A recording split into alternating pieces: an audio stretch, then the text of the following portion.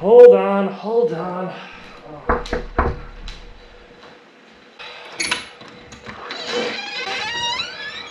Oh.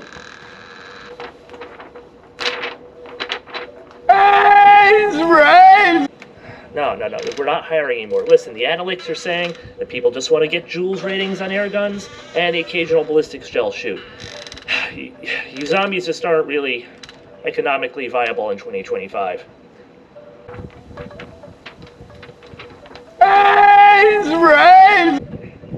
Well, the best of luck to you, sir.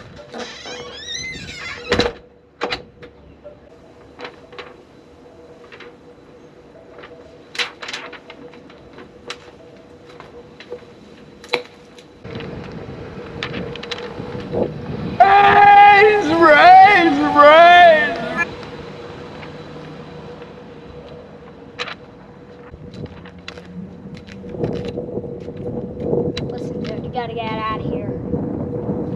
Now. Now. Hello, tactical aficionados. I am Damian Darko, and you are watching Banzai Tactical, where it's not legal if you don't get caught. And welcome to our first ever review, where we take a product that we have formally reviewed and kind of give it a little bit of an update for the current year. Or I believe we might even be in the current year plus 10 right now. It is 2025, and the Steambow Stinger 2 that we reviewed in 2024 has gone up in price a little bit on ye olde Amazon. And not only has it gone up in price, it's also lost some of its accessibility, as a lot of the aftermarket that used to exist that was already pretty bare bones, because you had to order a lot of it from Germany, has kind of dried up. This is the 35-pound limb close quarters model, the CQ. It even says that on the limb there, if you can make it out. This is ostensibly the weakest of the Steambow Stinger 2. It doesn't have the backstock, which does kind of keep its overall profile nice and light. It also means that it's the weakest, and right now on good old Amazon.com, it's $350. I believe I paid about $200 for this when it came out. I could be wrong, maybe it was $250. I'll check and put that in the comments section. Oh, future Damien here. So it turns out I've done a little bit of looking into it since filming this segments, and this bad boy here has actually dropped back down to $200 on Amazon in its CQC configuration. So that's over a third of the price reduction from what I believed the price was during the main filming of this video, and we're going to talk about it during the Tales of the Tape. But anyway, we are going to give this a full review. This is not going to be like my shorter videos where I just put out us doing one thing, like, you know, chronograph readings. I'm going to try to wrap up the entire picture for you. And at the end of this video, we're going to be putting up the Banzai Tactical patented 6 varied criteria that will help you make the decision as to whether or not you should buy this item. So we're going to be down there in the timestamp to help you guys out, so skip around as you feel free. Let's take a look at some of our varied accoutrements here. We have a variety of different arrows. We have the green target. This target, we have some bodkins with some nasty multi-point tips, and hard to see, I know it's black on black right now, we got some really gnarly looking hunter tips here. That might help make up for the lower power of this item. We have the Devil's Seltzer, some targets to help get us sighted in at the beginning. Cantaloupe, always a good medium, and something a little different today that we only used once before on the show. Ye old water coconut. So the Steambow Stinger 2 in this configuration does not have the greatest of potential against hard targets. We've seen it literally bounce off of coconuts before. That combined with the fact that coconuts are very small targets, I thought, why not mix things up, use the water coconut. It's still kind of hard, but it doesn't have that kind of, you know, boom, deflective capability. So maybe we can get those hunter arrows to actually go in there. It is a tough, briny SOB, the deadly water coconut zombie. Let's get this thing sighted in with our pirate zombie target. Oh, zoinks, gang! Looks like the pirate zombie is back, and he would have gotten away with it if not for us meddling kids. I'm to be standing about, I want to say 15 feet away and taking some shots. I got the green target arrows just because, why not? It's an anti-zombie load.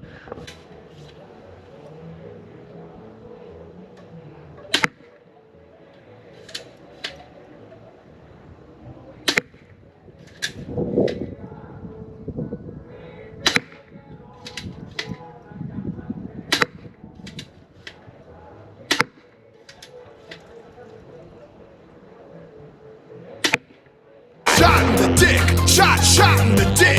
I got shot in the dick. Well, at 15 feet, which isn't much, mind you, maybe a little more than you get in a lot of home defense situations, you notice that it kind of groups. This one here was a little bit of a flyer. I pulled that, so kind of imagine these ones here, although it actually hit something. But at 15 feet, we didn't really get what you would call, you know, a grouping if we were talking about, say, a pew-pew. It's a little bit spread out. Almost looks like a 12-gauge pattern if you just did it all at once. I mean, it's accurate enough, but if you told me I needed to hit him in the eye patch, I don't think I'd be able to do that. I'd probably be able to do it with a, you know, Red Ryder BB or something. Probably be able to do it maybe some of the less lethals, but this has the suggestion of a group. Okay, moving on. What about multiple target assailants? See if this laser sight is on. Oh, off to the side. Oh, that's one. Ah! Oh, that was an accidental fire on my hat. Ah, two. No, I want to try one. Oh, completely missed. I got maybe one more. Ah! Ah!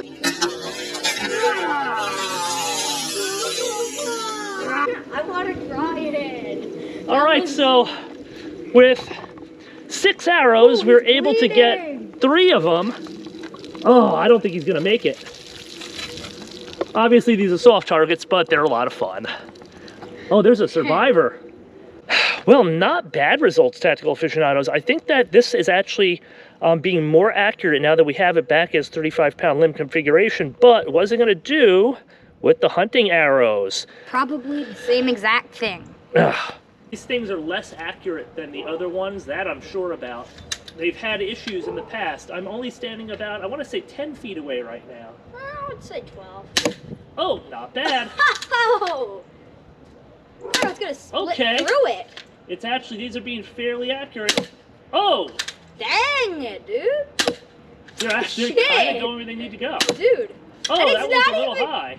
And it's not even making a sound. Oh, that was the last one. So one of those I skimmed the top and missed right here, but the other ones did surprisingly well. Again, only 35 pounds and easy to handle. I've had accuracy issues with these in the past, but these are a different aftermarket brand, so they're working fine now. I was ready to say how this thing had no accuracy, and although it still doesn't really group great, at 10 or 15 feet, it's doing pretty good. And for soft targets, these things look nasty. But what are they gonna do to the water coconut, something that's a little bit tougher? What do you think? Probably do the same exact thing. It may take 2 shots to crack through skin or something. Let's find out what the water coconut does. The deadly zombie water coconut. 3 a.m. The water coconut zombie is looking for brains, and he's made a mistake, because he's come to your house. What will you do? Let's load up 6 hunter arrows of the bladed variety and find out if that can deter this pulpy bastard right here. I'm not going to go all the way back. I'm going to do about 10 feet, because it is a smaller target. All right, you pulpy bastard. Oh! Oh! Oh! Oh! Wait a minute! Somebody! Wait a minute! Play the Minecraft meme sound! Ooh! Somebody call his mama!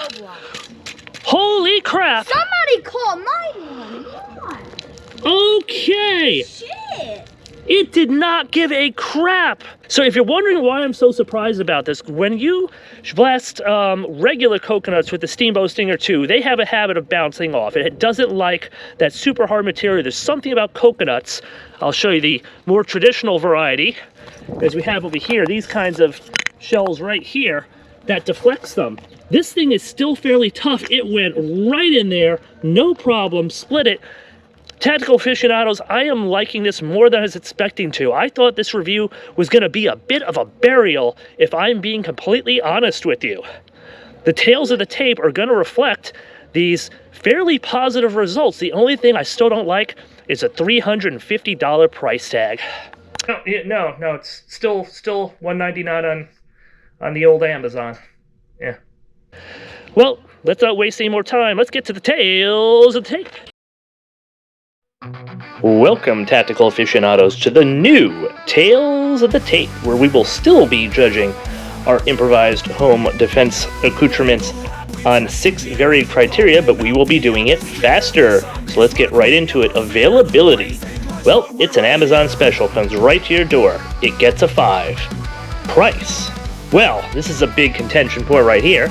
I believe throughout the bulk of this review it was $350 for the base model, but that isn't true.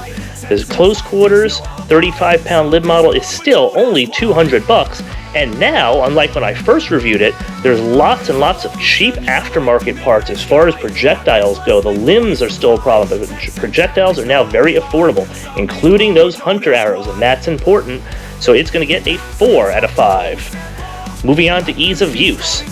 I gave this a middling 3 the first time I reviewed it, but I've had much more opportunity to test a whole bunch of improvised home defense weapons, tactical aficionados, so I am now bumping it up to a 4 out of 5. Especially with the 35-pound limb, it is quite easy to use.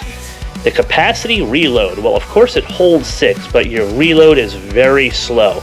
There are some aftermarket parts available for that, including a clip, I believe, and the M10 magazine, which is kind of a whole different configuration we'll have to talk about at some point.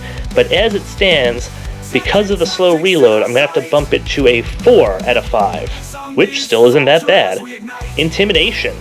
Just as before, I am giving it a 4 out of 5. Not the most intimidating weapon, not as much as a pew-pew, but if you know what's coming, you know.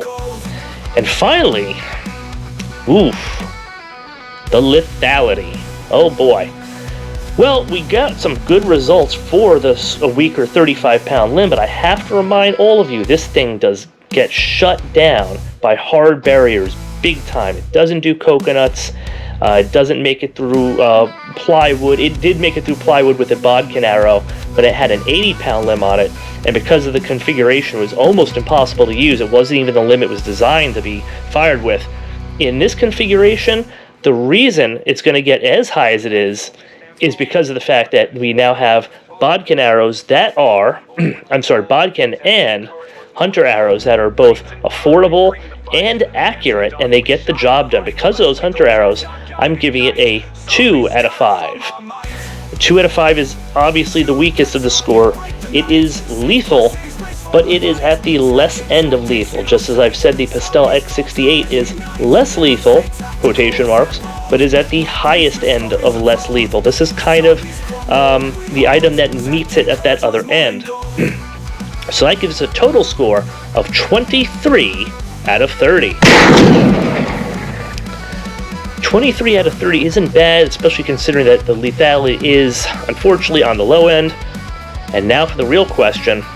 Out of all the time I've spent with Steamboat Stinger 2, and the fact that it's still holding firm at $200 on Amazon despite the inflation or whatever else God knows is going on in our economy, am I finally going to spring for the tactical possum approval? Ladies and gentlemen, despite the fact that it does have a low rate of lethality and it might not be the first thing you want to reach for, because of its price, its availability, its overall ease of use, the fact it holds 6 rounds is better than a lot of things you get out there, and even its intimidation. Yes, the Steamboat Stinger 2 does get the lauded tactical possum approval. Well, there you have it, tactical aficionados. A long overdue tactical possum approval for the AR Steamboat Stinger 2. Despite its questionable lethality, it's still at least an important tool to kind of have in your toolbox in case you need it when the zombies come and knock in.